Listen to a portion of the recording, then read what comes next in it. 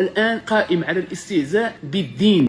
وديت انت شحال ديال التعقاده ودا ياسين وعا نكته بغينا نقشبوا الى اخره. اجي تسمع النكته وتقشى باش قال فيها الله عز وجل: اذا سمعتم ايات الله يكفر بها ويستهزأ بها اش دير نعمس فلا تقعدوا معهم حتى يخوضوا في حديث غيره انكم اذا مثلهم. ما تقول لي لا راه كنا غير جالسين هما اللي كانوا كيدويو، انا ما كنتش كنضرب معاهم، انا كنت كنضحك. واش كنتي كضحك؟ وديت انت شحال ديال التعقاده ودا ياسين وعا نكته بغينا نقشبوا الى اخره. اجي تسمع النكته وتقشى باش قال فيها الله عز وجل: ولئن سالتهم ليقولون انما كنا نخوض ونلعب. كنا كنقشبوا نعاودوا النكات. الله عز وجل في هذه قال لهم: ولئن سالتهم ليقولون انما كنا نخوض ونلعب. الله عز وجل يقرعهم ويبطل كل افتراءاتهم. قل بالله واياته ورسوله كنتم تستهزئون لا تعتذروا.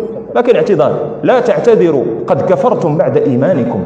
ايوا شي فيش تفليا هذا شفير الكفر. الانسان الله يسر يقول كلمه يلقى راسو يرمى بها في نار جهنم 70 خريفا. ما فيش نكات. الا كنتي عاودتي هذا الشيء وقلتيه الى اخره حنا يلا دوين عليه. الا من تاب وامن وعمل عملا صالحا. توب الى الله عز وجل. حبس هذه المسائل هذه. اما النكات في الاشخاص وكذا هذه امور كل الآن قائم على الاستهزاء بالدين، وهؤلاء الذين يستهزئون بالدين عليهم أن يقرأوا قول الله عز وجل في سورة التوبة: قل أبي الله وآياته ورسوله كنتم تستهزئون. قف فقط، قل أبي الله، قف مع هذا الاستفهام وكمل الآيات وشوف الحكم ديالك فيها كي داير. لا ينبغي للإنسان أن يستهزئ بالدين، سواء استهزأ برسول صلى الله عليه وسلم أو بشرعه أو بمن صار على نهجه. إنك فينا كالمستهزئين في حياتك وبعد مماتك ممن يستهزئ بهذه الشريعة الإسلامية التي من الله سبحانه وتعالى بها عليك.